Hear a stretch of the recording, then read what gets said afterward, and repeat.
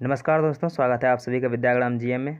प्यारे दोस्तों, जैसे कि आप सभी को पता है कि हमारा मानव श्वसन तंत्र यानी ह्यूमन रेस्पिरेटरी सिस्टम चल रहा था। इससे पहले हम 8 क्लास ऑलरेडी कर चुके हैं। अगर आपने नहीं देखा है तो चैनल के प्लेलिस्ट में जा करके सारा क्लास आप ज़रूर देख लीजिए। इसमें हम क्वेश्चन जो करने वाले हैं वो रेलवे में जो भी एग्ज़ाम हुआ है, चाहे वो आरआरबी ग्रुप डी हो, एनटीपीसी हो, एएलपी हो या फिर आरपीएफ हो या फिर आरआरबी जेई हो, उन सब में जो एग्ज़ाम में क्वेश्चन पूछा गया है श्वसन तंत्र से, उन सभी क्वेश्चन को हम यहाँ पे डिस्कस करने वाले हैं। हालांकि ये सभी एग्ज़ाम के लिए इम्पॉर्टेंट है, क्योंकि रेलवे में जो है साइंस थोड़ा ज़्यादा डीप में पूछा जाता है और अन्य एग्ज़ाम में थोड़ा आसान पूछा जाता है। तो रेलवे का अगर आप क्वेश्चन कर लीजिएगा तो बाकी एग्ज़ाम का क्वेश्चन आपको ऑलरेडी हो ही जाएगा। ठीक है, तो हम इसी में आगे बढ़ते हैं और क्वेश्चन करने शुरू करते हैं। एक दिन आपको, आज से 2 क्लास पहले आपको बताया था कि इस तरह से ये धंसा हुआ भाग क्यों होता है हमारे इस फेफड़े के लेफ़्ट साइड में।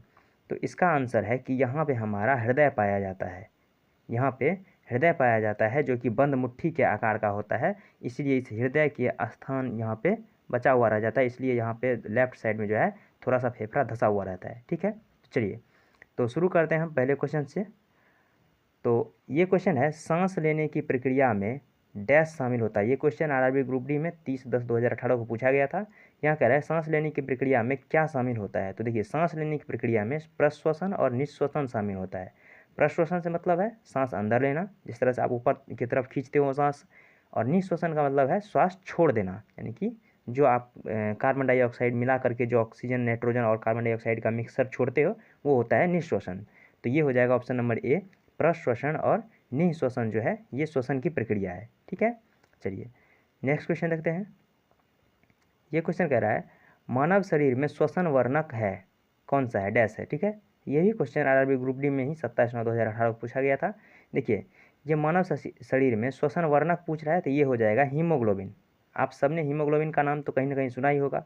ये हीमोग्लोबिन क्या करता है कि हम जैसे ही सांस ऊपर की ओर खींचे तो हमारे फेफड़े में जो एल्वियोलाई यानी कि कुपिका पाया जाता है, उस कुपिका में होता है ये हीमोग्लोबिन तत्व, जो कि ऑक्सीजन को ट्रैप कर लेता है और उसको डक्ट के माध्यम से, नली के माध्यम से शरीर के हर अंग तक पहुंचा देता है और कोशिका के माइटोकॉन्ड्रिया तक पहुंचा देता है। और माइटोकॉन्ड्रिया वहाँ पर ऑक्सीजन को ग्लूकोज से जोड़ करके जल, ऊर्जा और कार्बन डाइऑक्साइड का निर्माण करता है। तो इसलिए हीमोग्लोबिन क्या करता है, तो ऑक्सीजन को ट्रैप करके कोशिका के अंगों तक पहुँचाता है। इसलिए श्वसन वर्णक हीमोग्लोबिन ही हो जाएगा। ठीक है, तो मानव शरीर के श्वसन वर्णक हीमोग्लोबिन है। ठीक है, चलिए नेक्स्ट क्वेश्चन कह रहा है, हमारे शरीर में ऊर्जा प्रदान करने के लिए निम्नलिखित में से कौन O2 से जुड़ता है, यानी ऑक्सीजन से कौन जुड़ता है। ये भी क्वेश्चन पूछा गया है, आप देख सकते हैं। देखिए, हमारे शरीर में जो है ऊर्जा उत्पादन के लिए या फिर ऊर्जा प्रदान करने के लिए ऑक्सीजन से कौन जुड़ता है, तो आपका सही आंसर ऑप्शन नंबर डी का ग्लूकोज हो जाएगा। आप सभी जानते हैं कि ग्लूकोज जो है वो कार्बोहाइड्रेट का सबसे छोटा रूप है या सबसे सरलतम रूप है, जो कि सीधे ऑक्सीजन से अभिक्रिया करता है। यानी कि इसका क्या सूत्र होता है, इसका सूत्र होता है C6H12O6, इसके साथ जुड़ता है O2। ठीक है, और फिर ये बनाता है कार्बन डाइऑक्साइड, जल और ऊर्जा। तो ये जो है सबसे सरलतम अणु, एक तरह से कह सकते हैं ऊर्जा प्रदान करने वाला, ये ग्लूकोज ही होता है। और ये कार्बोहाइड्रेट का सबसे सरलतम रूप है। तो ग्लूकोज से जुड़ता है ऑक्सीजन और फिर ऊर्जा का निर्माण करता है। बात करें अमीनो एसिड का, तो ये अमीनो एसिड जो है वो प्रोटीन का सबसे छोटा अम्ल है, यानी सबसे छोटा टुकड़ा है, यानी कि लास्ट डिवाइड होने के बाद जो है अमीनो एसिड में ही परिवर्तित हो जाता है। उसके वसा तो वसा ही है।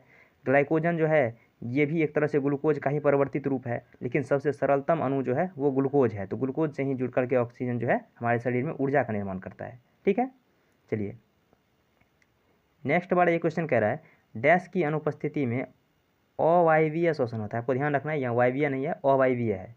ये भी क्वेश्चन पूछा गया। देखिए, किसकी अनुपस्थिति में अवायवीय। देखिए, वायवीय से मतलब है जहाँ वायु हो, अवायवीय से मतलब है जहाँ वायु ना हो। तो वायु से मतलब यहाँ पे ऑक्सीजन का है। ठीक है, जहाँ पे ऑक्सीजन नहीं होगा वहाँ पे अवायवीय श्वसन होगा, जहाँ पे ऑक्सीजन होगा वहाँ पे वायवीय श्वसन हो जाएगा। तो यहाँ हो जाएगा ऑक्सीजन की अनुपस्थिति में अवायवीय श्वसन होता है। तो क्या ऑक्सीजन की अनुपस्थिति में भी श्वसन होता है, तो हाँ होता है। हमारे शरीर की मांसपेशियों में जब आपको कभी कभी थकावट होती हो या फिर आप थोड़ा ज़्यादा दौड़ लेते हैं तो आपके शरीर में ऐंठन होने लगता है, यानी क्रैम्प होने लगता है। तो वहाँ पे वही अवायवीय श्वसन ही हुआ है, यानी कि मात्र 2 ATP का निर्माण हुआ है। ठीक है, 2 ATP का निर्माण हुआ है। वहीं अगर ऑक्सीजन की उपस्थिति में होता तो वहाँ पे 38 ATP का निर्माण होता है और एकदम शानदार आपके शरीर में कोई दर्द नहीं होता। यदि ऑक्सीजन की अनुपस्थिति में श्वसन होता है तो वहाँ पे अवायवीय श्वसन होता है और लैक्टिक एसिड का जमाव होता है। ठीक है, तो इसका सही आंसर ऑक्सीजन हो जाएगा। चलिए नेक्स्ट ये क्वेश्चन कह रहा है मानव शरीर में वायु किस अंग द्वारा ग्रहण की जाती है।